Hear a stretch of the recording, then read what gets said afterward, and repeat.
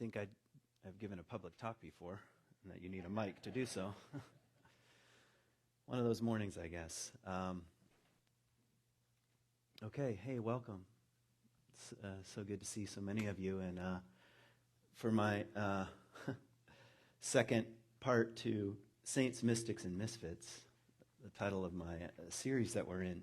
And I'm going to apologize ahead of time for what I'm about to say, all right? Because I'm going to get into Ken Wilber.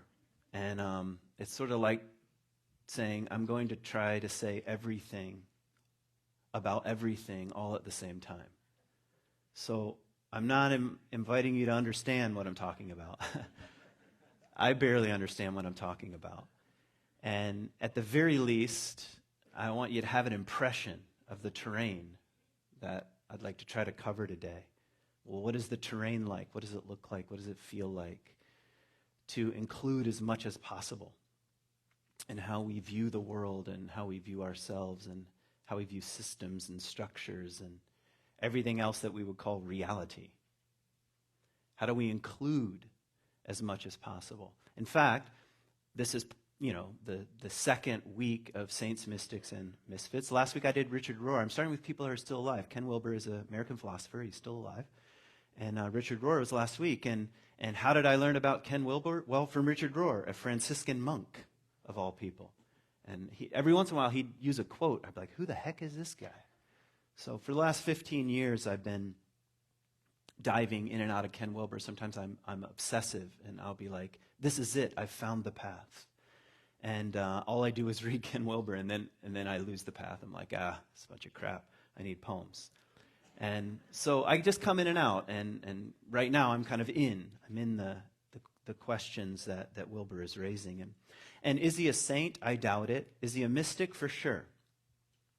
And I have a very simple definition of a mystic, and that is one who experiences a significant experience or experiences of the transcendent. Or use any kind of tradition you want to use, the immolation of the self and the experience of something larger. He's definitely that. In fact, he was a practitioner of different forms of meditation, largely in the Buddhist tradition, at the same time as being a philosopher, which is quite unusual. I don't know how many philosophers you know, but they tend not to be practitioners of meditation, although that's changing now. But he was that kind of person, a very spiritually minded person. And then having the kind of mind that he has, which is sort of like a once-in-a-generation mind, he tried to start mapping everything. And he has this little story, these are his journal entries called One Taste. And if you buy this book, it's a great place to start. You'll be reading, Sunday, February 13, and you'll be thinking to yourself, who journals like this? I certainly don't. I'm like, I was lonely today. And he's like, and he's into, talking about subatomic particles, in a journal entry. So what was my main point? The map of everything. Oh, the story in here. And so what he started to do, his first initial interest was what we might call stages of consciousness, not just states of consciousness, because those are interesting.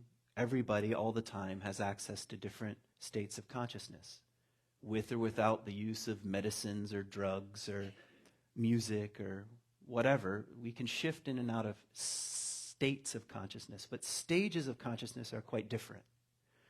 And that's what he was first initially interested in mapping. What are the stages of consciousness, and does it progress? Can you have a more expansive view of the world? And the answer to that is something like yes. And he started putting those on the ground on little legal pads, like tearing off one of those yellow legal pads, and saying, here's Claire Graves' model, and Jung is over here, and he's got psychology and philosophy, and he's got Buddhism over here, and then and he just starts laying it out on the floor. Just really hundreds of people and thinkers and maps and models, and started to ask, what are the patterns here? And that's a very interesting question, at least to me. What are the patterns? It's sort of like what Joseph Campbell did for myths. We talked about this in the pre-talk. What are the patterns here? Like in Charity's meditation, we could ask, what are the patterns here that are present in this myth that are in other myths? Well, he's simply started to do that for everything, which sounds like a big task because it is. Okay, so that's a tiny, tiny introduction to who Ken Wilber is. And here's what I want to try to do today. And I'm going to fail, so afterwards you can say, you really failed today. And I'll say, thank you, that was my goal. I want to do two things. I want to describe integral theory, or maybe it's a model more than a theory even, but just look at it. And instead of giving you a reading today, I've given you an image of integral theory, and we'll look at it. But again, we're not, you're not going to walk away and, after this and get sign up for your PhD program and this sort of stuff. We're just brushing against it. I want to do that. And then I want to read two passages. So we want to talk about the theory, and then if I have time, I'm going to read two longer sections from his journal entries so you can hear how he talks about something.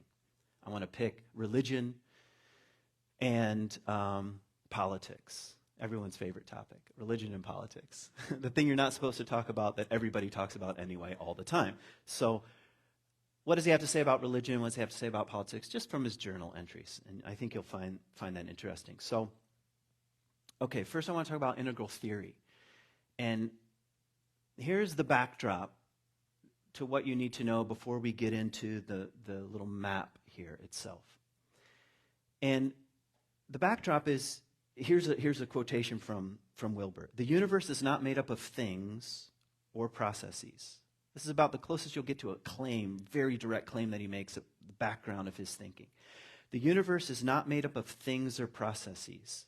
The universe is made up of holons. It's not a word that he invented, but a holon is both a whole and a part. Okay? Now, it's really not that hard to understand. It's sort of like saying everything is a unit unto itself, and everything is a part of something else.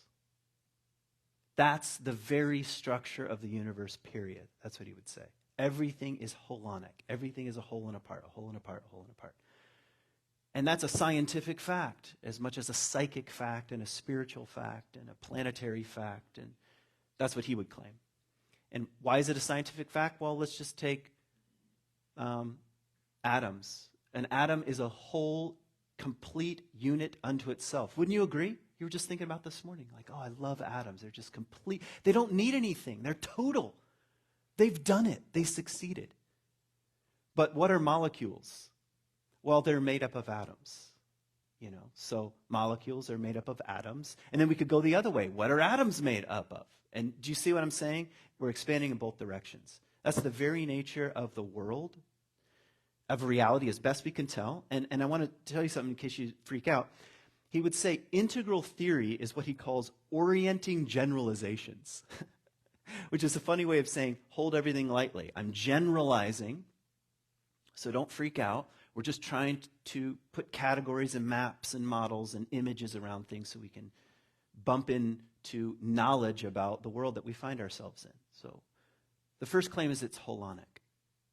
And you would say, well, who needs to know that? Well, let's just take any problem right now, like the fact that I don't like climate change. I'm trying to think of another word, but I'll just go with climate change. Let's say climate change, which is a very boring word for the biosystems are messed up, and some of them are getting worse. Wouldn't you agree? Well, why would having a more holonic view of the world matter? Because everything is buried and embedded in everything else. And everything you do and everything you think and how you act and how you be is interrelated and interconnected to everything else. So it matters. Are you with me? All right. Now we'll get into the fun stuff. Let's talk about these four quadrants. So as a way of talking about knowledge, which is epistemology really, how do we know what we know? He says integral theory involves five things: quadrants, lines, stages or levels, states and types. I'm going to talk about all of them, and you're going to be like, I don't even remember this by the end. Great, I've succeeded in my mission to fail. Okay? So quadrants. He says the universe is divided up into 4 quadrants, really, how we come to know the world. And all 4 matter all the time. All right? And so look at them right here. The big ones, the big categories are I, it, we, and its. You can see that. You see that there on the model? So this is the quadrants. It's a way of thinking about what's real. And the I is that, interpersonal, subjective experience of the world. Like you're listening to me, but you're also thinking about other things like, Kent's kind of full of crap, or I wonder what's for lunch, or, your consciousness is amazing like that. Your ego can move around all over the place, And now if you weren't thinking about lunch, now you are thinking about lunch, So it's like, but that's the I. I can't get in there. I could put you in a MRI machine and scan your brain or some other kind of machine, and I could know what was firing off in your brain, and we could see it, we could map it, but I still wouldn't know what you were thinking, because that's that inner subjective world of I. And that I is complex, and we could add to it right now. You can have a lower level of consciousness or a higher level of consciousness. Now, you might reject that, and there'd be reasons for rejecting that, because some people don't like hierarchies, but lower, higher does work in this world. It's holarchic. It includes everything else. Okay, and then there's the it. There's the it. That's the external, subjective world. Objective world, not subjective. Objective world, the it of things. That would actually be looking at your brain and, the neurons and how they're firing and the chemicals and the synapses, and those are your thoughts. And we can map that and know that and look at that. And then we have the we, if you look at the lower left quadrant. And this is the realm of the interior but collective. The interior but collective. Like the we of your worldview, your ideas, how you were raised, the things you put on your, if you're into Facebook or whatever, your Facebook profile, like your interests and your, the groups that you've liked over the years. I support Ukraine, or I support, that's the we. You're in a group. And those groups also can have higher levels of awareness or consciousness. And then the its, those are the social systems. Like you're in a system, whether you're conscious of it or not. An economic system, a political system, so forth and so on. Societal systems. Are you with me so far? 4 quadrants.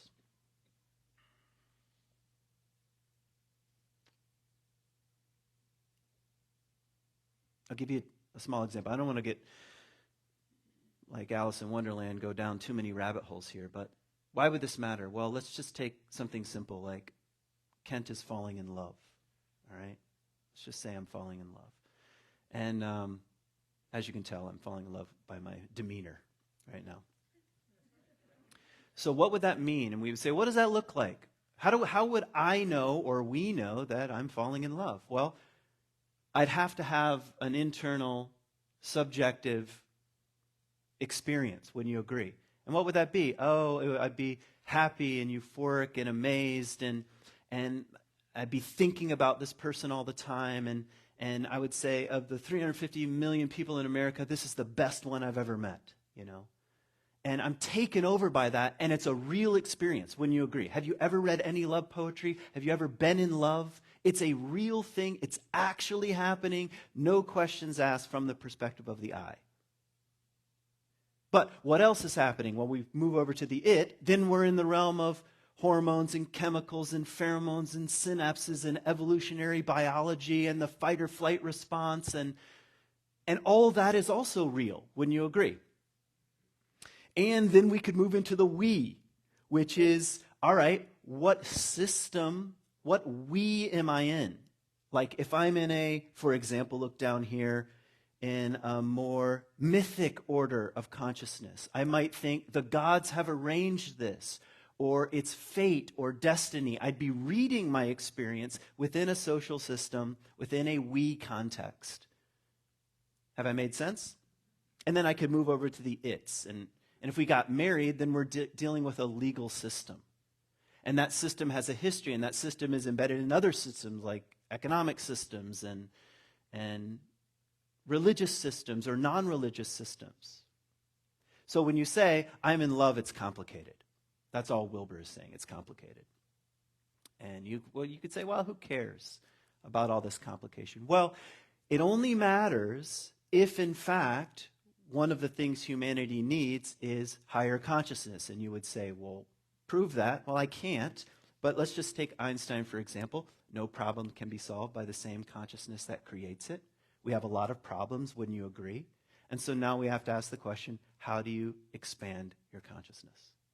Because if you say you can't, shit happens, you're just stuck, then you're stuck. And Ken Wilber's saying, no, there is a kind of evolution. Why? Because everything evolves. Everything evolves from simple to complex.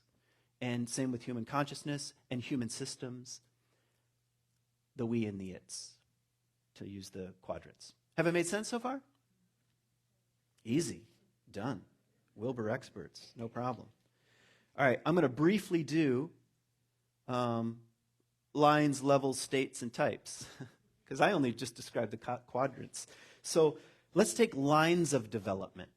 This would really be in the eye. They're not on here, so you don't have to look at your piece of paper anymore, all right? Because you're like, I don't see this on there. Well, you're right, it's not on there. So what are lines? Lines are ways of talking about the subjective experience, and sometimes a little bit of the we experience, but I'll give you an example. Here are the major lines: cognitive, emotional, interpersonal, psychosexual, moral, and spiritual. Those are levels, those are lines inside your consciousness, all right? Cognitive, emotional, interpersonal, psychosexual, moral, and spiritual. And in a holonic way, we would say everything matters and everything is interrelated and everything is interconnected. So why am I mentioning that? Why is he mentioning that? Because they're in relationship. So I'll take something kind of dramatic. Let's take nuclear fusion, which I'm sure you know a lot about. Like, you know how to do it. You know how to split an atom, for example, or something like that. Let's take the nuclear bomb. The level that we're I keep using lines and levels, it's confusing. The major line we're talking about is cognitive. Wouldn't you agree that it takes tremendous cognitive development to develop a nuclear bomb? How do you know that? Because you don't know how to do it. That's how you know it. You're like, somebody knows something more than I know, and we have to assume it's a lot more than I know. Wouldn't you agree? Now, consciousness is complicated. Couldn't you imagine the case where you're very developed cognitively, but you are lower in development morally? And you have the world that we live in.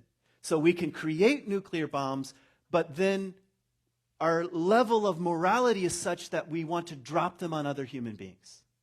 Do you see what I'm saying, why it matters? So again, why does Ken Wilber matter? Because he's saying everything matters all the time. And so don't forget about moral development or spiritual development or interpersonal development or emotional or, what's the fancy one? Psychosexual, okay? All of them matter, and all of them are part of what makes us complex human beings. And what most of us tend to do is we get very siloed. Another way of saying this is different intelligences. That's the common way it comes into parlance. So-and-so, we all have different levels of intelligence. Some are more emotionally intelligent than others. But what he's saying is that all of them can expand. All right, let's talk about, how do I want to do this? I don't really want to talk about types because I'm going to run out of time. But those are things like Myers-Briggs, the Enneagram, personality types, the big five personality types. It's a way of saying not only do we have a complex world, everything that I'm describing, personality is complex and it organizes itself in patterns. And those patterns influence how you see the world. If you're an extrovert, you really do see the world a certain way and you process the world in a certain way. If you're an introvert, you process it in a vastly different way. which causes problems between these two kinds of people, and also opportunities. So I want to settle down for a moment in stages. So among the 5 things here, you don't have to even remember them: quadrants, stages, lines, states, and types. Let's focus on stages of development, just briefly. How many have heard of spiral dynamics? 5 of you. All right. Spiral dynamics is a frame developed by Claire Graves that talks about the stages of development, what we would call psychologically or psychospiritually. Here are really, really simple ways of putting it. Stages of development. Body, mind, spirit. That's very simple. Okay? Body, mind, spirit. As a development. Here is how it's situated culturally. Me, us, all of us. Do you feel the difference there? Me, it's all about me, my needs, my wants, my likes, my life. Us, it's about us collectively. Or depends on who we put in the us, right? My group, largely. Or it's about all of us. And you could say, well, what does all of us include? Well, mushrooms and grass. Depends on how far that extends out. Or egocentric, ethnocentric, world-centric, cosmocentric. Do you just feel how it grows? And some of it grows naturally. If you've been a parent or ever been around a child, which is all of you, you've been around a child, they grow more or less psychologically from egocentric to, well, first they have an ego, and it's egocentric, and then it becomes a little more ethnocentric, group. There's the I, and then there's the you, and then we're in the same household together. And then it can grow from there. Now, how much it grows is part of the question here. So, okay, now I'm just going to hammer so I can get to the readings. I just want to give you some tears here, because this will be fun. All right, fun for me. All right, these are stages of development that are really I'm blending social systems and interpersonal for a moment. So he puts them in colors. Red. Okay, here's the red. Warrior, egocentric, tribal, and magic is the consciousness. Okay? Red is a warrior, egocentric, tribal, and magic. What is magic? Not like David Copperfield, but magic like if I do a spell, it changes the world in some way. Like physically alters the world. That's the world of magic. Okay, here's amber. We're going to go down the spectrum here very briefly. Amber. This is traditional. Traditional, it's ethnocentric, my group, my tribe. It's values and rules. Those are the main things. This is the book of Leviticus, if you want an example. I know you were all reading the book of Leviticus this morning. You know, there are really hundreds of rules in there that deal with how to be in this tribe. And the Jewish people were not the first or only tribal group to do that. Every tribal group does it because of the amber stage of consciousness. And it's mythic in its orientation. That's where you get myths and stories. All right, orange, rational and scientific. You're like, oh yeah, this is a good one. I like the rational and scientific. It's individualistic. Individualism matters. It's about self-reliance, and it's very rational. Do you feel how that's different than the mythic, so forth and so on? It's an expansion. It's a growth. All right? This is followed by probably your favorite, green. All right? Because, we like green anyway. So green, it's values-based, and it's pluralistic. It's values-based and pluralistic. It cares about civil rights and the environment, and its main orientation is plural, including as much of all of us as possible. Now, most people, that's about as far as you get. Okay, and you could still ask the question, how do you grow from red, amber, orange to green? Very good question. I'm not going to answer it now. But one of the things that each group will think is that it's above and beyond better than the lower ones. And those lower ones no longer are valuable. Okay? That's generally what people conclude. If you move from amber to orange, Like if you're in a scientific rational individualism, you will look at the values and rules that are mythic, like religion, and say, they got it wrong. They got it wrong. It's generally the conclusion. That's how you move. For a while, that's how you move. But Ken Wilber is famous for a little phrase, which he calls transcend and include, and how we start to get to the slightly higher tiers of consciousness. So I'm just going to give you two more. There are more. Teal, which is about natural hierarchy, which is interesting. Systems. It holds multiple perspectives at the same time. It's flexible and what he calls integral. It integrates as much as possible. And I'm going to tell you something, you don't know very many people like this. Now, you might think, I'm one of them, but then you might be a little more individualistic. Everybody who reads this thinks they're higher. I did the first time. I'm like, probably Teal, you know. Generally not how it works, all right? Let me give you turquoise, all right? It holds individual self and transpersonal self at the same time. Okay? This is like Buddha mind, Christ consciousness. It's transpersonal. It's holistic, cosmocentric, and it's postmodern. It's not postmodern, but it's postmodern. So now we're in the ridiculous category. So that's all I'm going to say about that. But I just wanted to give you the color spectrums here. Now ask yourself the question, is Einstein right that no problem can be solved by the same consciousness that created it? If he's right, then what I'm saying matters here. How does consciousness expand? Your personal consciousness, the consciousness of this group, the consciousness of Grand Haven, the consciousness of West Michigan, the consciousness of the Democratic Party, the Republican Party, no party, all parties, our state, our country, our continent, our oceanic oneness. Do you see the things I'm probing around in? And my guess is, and I think Ken Wilber would support me on that, is that the major problems we face in the world right now are problems that are rooted in consciousness. So all this stuff matters. How you teach your kids, what you teach your kids, what's on television, what's on your phone, everything, all the time, everywhere matters when it comes to consciousness. Okay? See you next week. No.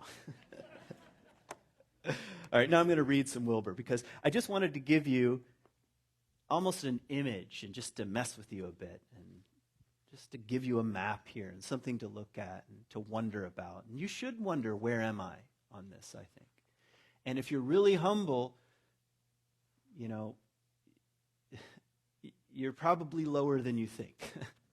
And I'm lower than I think. I suffer from, I've read it, therefore I am. All right? And that's typically not the case. So now I want to give you, hopefully I have my glasses, yeah. All right, now I'm going to read straight from the horse's mouth here a couple things from Wilber. All right, I'm going to get into what he calls the difference between translation and transformation as it relates to religion, because this is the fun stuff, all right? The theory is behind us now, and we're just going to riff on religion. Like, is religion good or bad? You know, don't you want to know? Are you religious? Are you not religious? You know, what do you wish for other people? What does religion actually do or don't do for people? What are its limitations? I forgot to tell you this. One of the best things that Ken Wilber says is nobody is 100% wrong. Okay? So nobody is 100% wrong. No human being, no group, no ideology, no position, no church, no whatever. Nobody's 100% wrong. Try that out for a moment. Like, not while I'm reading this, but try it out sometime, all right? It changes how you view things. It also means nobody's 100% right. So there's the problem of, what do I not know about my own perspective? That's wrong. Okay, so here we go. Religion itself has always performed two very important but different functions, all right? One, this is function number one, function of religion. It acts as a way of creating meaning for the separate self. The separate self is really a term that comes out of Buddhism, and it just means the I. Okay? Kind of like the ego, we could even substitute here. The separate self from the world. It creates meaning. for the separate self. It offers myths and stories and tales and narratives and rituals and revivals that, taken together, help the separate self make sense of and endure the slings and arrows of outrageous fortune. That's a Shakespearean line. This function of religion does not usually or necessarily change the level of consciousness in a person. Huh, okay. It does not deliver radical transformation, nor does it deliver a shattering liberation from the separate self altogether. Rather, it consoles the self. It fortifies the self. It defends the self. It promotes the self. You belong. You matter. Here's your identity and your meaning and your purpose and your belonging. You're welcome here. Here's some bread and wine so you can be part of our group. And here's a dunking ritual so you can be part of your... Do you hear what I'm saying? It does actually help the separate self not freak out about reality. Because the slings and arrows of outrageous fortune are hell to deal with existentially. Okay? Oh, this is so good. As long as the separate self believes the myths, performs the rituals, mouths the prayers, or embraces the dogma, then the self it is fervently believed will be saved. Now in the glory of being God saved or goddess favored, or in the afterlife that ensures eternal wonderment. Okay? That's function number one. Like you say, way to go, religion. All right? Identity, meaning, belonging, purpose, fortifying the separate self. Now go ahead and substitute political parties, ideologies, other kinds of camps. Do you see how they can do the same thing? Reality is freaky. Don't worry. We've got rituals, rites, maps, models, ceremonies, badges, flags, banners to fortify the separate self. All right? But here's function number two. My favorite. But two, religion has also served in usually very, very small minority of people the function of radical transformation and liberation. This function of religion does not fortify the separate self, but utterly shatters it. These are the saints, mystics, and misfits. It's not consolation, you matter, you belong, but devastation. Not entrenchment, but emptiness. Buddhist notion. Not complacency, but explosion. Not comfort, but revolution. In short, not a conventional bolstering of consciousness, but a radical transmutation and transformation at the deepest seat of consciousness itself. That's what we wish religion did all the time. It just does it very infrequently. And sometimes it happens to people who are on the fringes of that very religion. That's why we get saints, mystics, and misfits. They're experiencing an immolation of the self, which leads to a transformation of consciousness, which expands and helps one grow in terms of stages of consciousness. You begin to see that not only do I matter, but you matter, and wait a minute, how far does that mattering extend? Have I made sense? Sort of. You know what? I'm so enjoying religion right now. Maybe I'll just read this one. All right, not get into politics. Here's some more. There are several different ways we can state these two important functions of religion. The first function, that of creating meaning for the self, is a type of horizontal movement. Okay, what group am I in? Right to left. Okay, horizontally. And this is where you can change denominations. You're like, oh, the Baptists have it wrong. Sidestep over here to the evangelicals. Oh, they got it wrong. Sidestep over here to the Catholics. Oh, way over here to the Orthodox. They really have it. That's horizontal movement. Make sense? The second function, that of transcending the self, is a type of vertical movement, either higher or deeper. Depends on the metaphor, I guess. The first I've named translation. The second I've named transformation. With translation, the self is simply given a new way to think or feel about reality. I'm translating reality. The self is given a new belief. Perhaps it's holistic instead of atomistic, or forgiveness instead of blame, perhaps relational instead of analytic.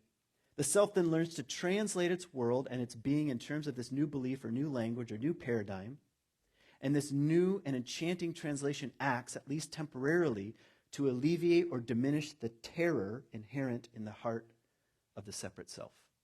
Translation. But with transformation, the very process of translation itself is challenged, witnessed, undermined, and eventually dismantled. With typical translation, the self or subject is given a new way to think about the world, but with radical transformation, the self itself is inquired into. Who is the self doing the selfing? Who is the self taking the selfie? All right? You're right on the edge there. But it's inquired into, it's looked into. With radical transformation, the self is inquired into, looked into, grabbed by the throat, and literally throttled to death. That's transformation. And actually, most spiritualities, most religions, the contemplative or mystical side would agree with exactly what he's saying. You get to a point where the self implodes. And it's not fun. You know, you're not going to sell out stadiums. Come and have yourself dismantled. All right? What sells out stadiums is come and have yourself bolstered and fortified. Let's all chant together. Lock someone up, you know? And that fortifies the separate self. But in the quiet recesses of the dark night, to use Christian language, dark night comes from St. John, or in the vast sea of emptiness felt by the Buddha and the abyss, the self implodes. Now, it kind of comes back online again, but as a transformed self. And that process continues to cycle. That's what we mean by growing in stages of consciousness. Are you with me so far? Okay. Now, here's a little caveat. Because right away, I read this the first time, I was like, damn straight, religion has got it wrong, all right? Well, they're just bolstering the little self, you know, how dumb. I just want to read you a little warning here. He says, the capacity for religion to provide horizontal meaning, legitimacy, and sanction for the self and its beliefs, that function of religion has historically been the single greatest social glue that culture has. It puts the culture together so that people aren't insane and running around all over the place and doing whatever they want and making a mess and being general narcissists. It's saying, don't forget, religion serves this purpose with its rules and order and belonging and even groups. I am not that. So he says this, one does not tamper easily or lightly with the basic glue that holds societies together. Because more often than not, when that glue dissolves, when the translation dissolves, the result, as we are seeing, is not breakthrough but breakdown. Not liberation but social chaos. He wrote this in the year 2000. All right, so he's describing, all right, when religion starts to lose its grip, you find chaos, not liberation. All right? And is our world more chaotic? Okay. So, anyway, I'm going to summarize what he says. He basically says religion is a conveyor belt that does help the separate self for a while, but the idea is for that conveyor belt to keep moving. So he sort of warns about the dangers of being too anti-religious. What we need to do is say not everybody, or we should say not everybody is 100% wrong, and it's doing some good in the world. Let's help that conveyor belt keep moving. Okay? What time is it? One more. Because here he picks on the liberals. Not that you know any. Okay.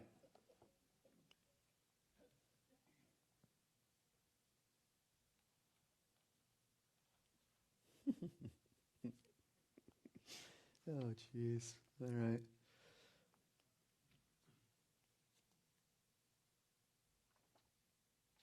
All right, I'll read you as much as I can fit in the time remaining, which is really however long I want to keep talking.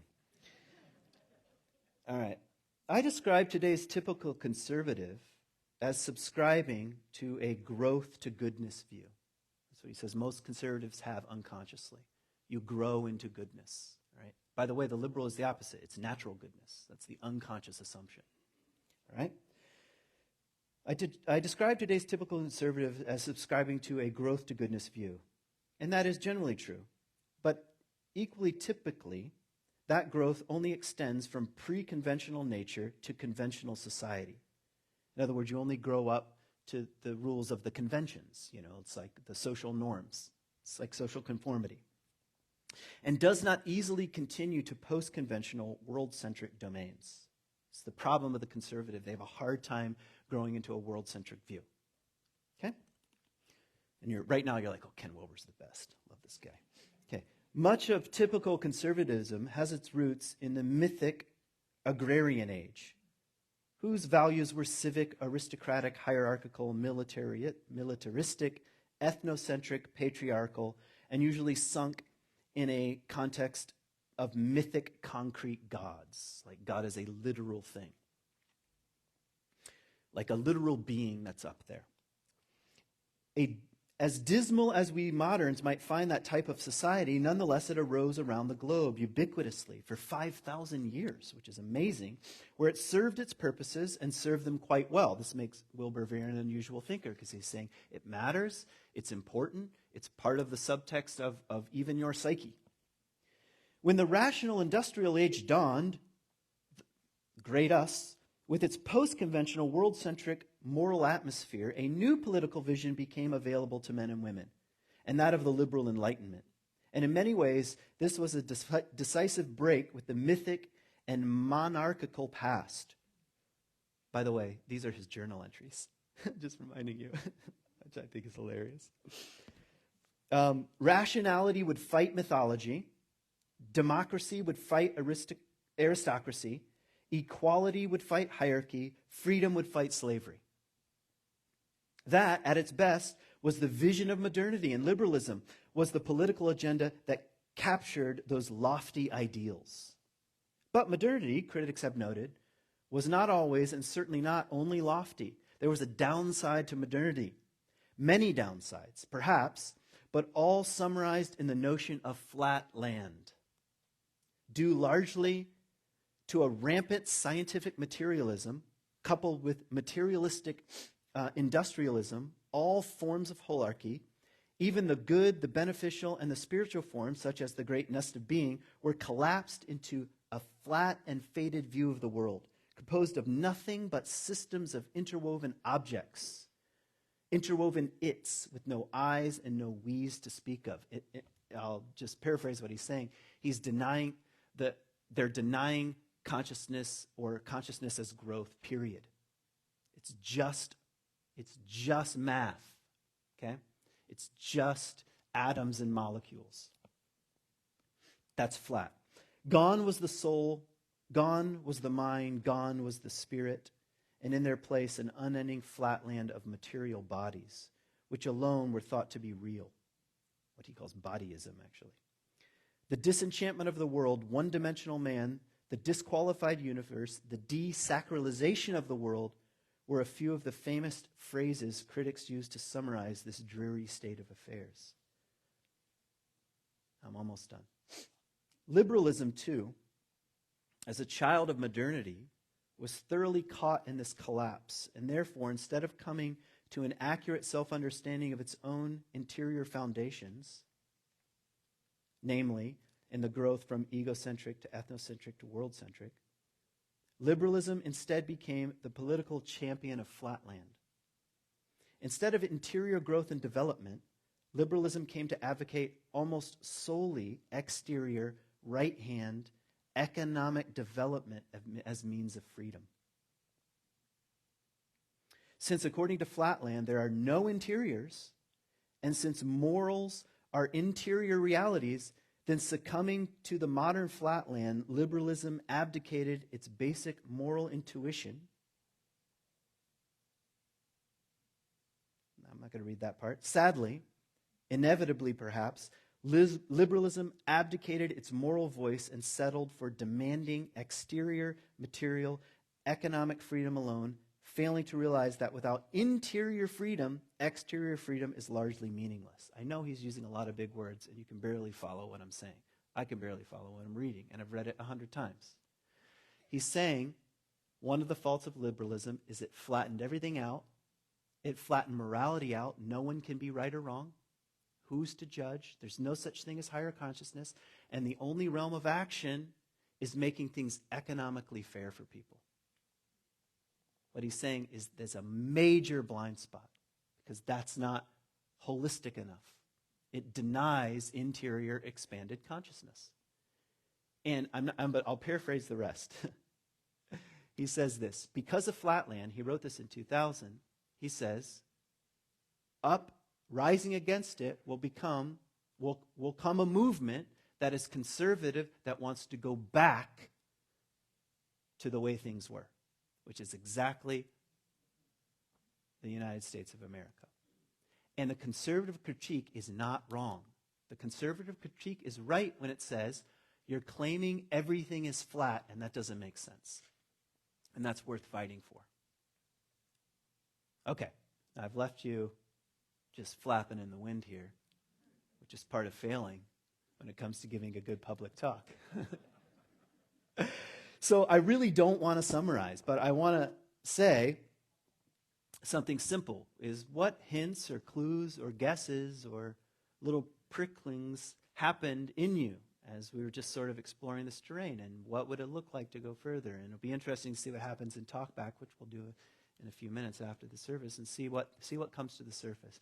Play with some of these ideas and images and questions and wonderings and let them work on you. And that's about all we can do when we're dealing with such like a meta approach to everything. So thanks for listening.